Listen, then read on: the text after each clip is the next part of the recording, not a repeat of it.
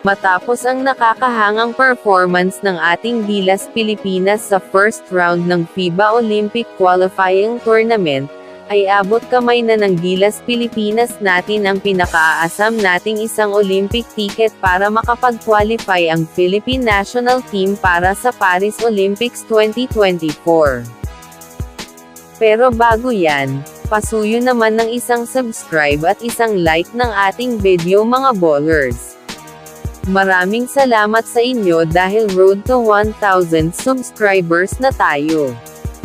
Love you all ballers.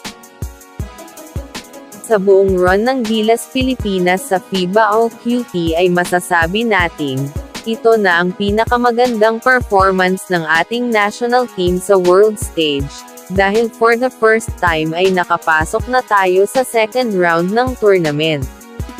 Grabing pinagdaanan ng ating Gilas Pilipinas matapos patauban ang world number 6 na Latvia, at matalo lamang ng 2 points kontra Georgia. Ang Pilipinas nga ay naupo sa ikalawang pwesto ng Group A at makakaharap naman ang Team Brazil na number 1 naman sa Group B. Kudos sa lahat ng mga bumubuo sa Gilas Pilipinas. Kay Coach Tim Cone, at sa lahat ng players natin. Dito na nga papasok si Justin Brownlee, ang binyansagang Michael Jordan ng Pilipinas. Literal na binuhat lamang ni Justin Brownlee ang Gilas Pilipinas at pinakitaan ang mga European country ng isang Magic Brownlee.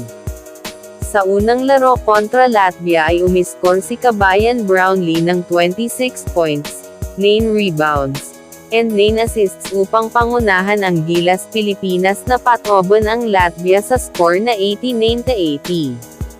Kagabi naman kontra Georgia ay pinangunahan niya Perrin ang Gilas with 28 points, 8 rebounds, and 8 assists para maidcline naman ang paglaglag ng Gilas Pilipinas sa tournament at mas ilat ang spot over Georgia.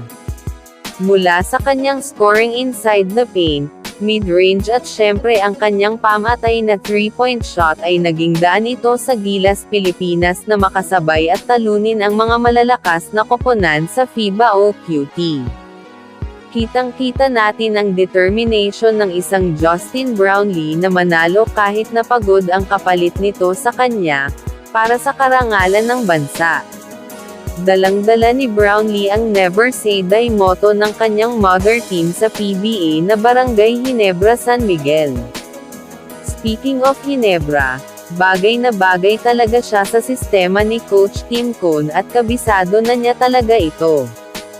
Bilang isang Filipino basketball fan na nag-aabang sa mga laban ng ating Gilas Pilipinas, ay nakakatuwa lang na mayroong hindi dugong Pilipino ang handang lumaban para sa ating bansa at iangat ito sa buong mundo.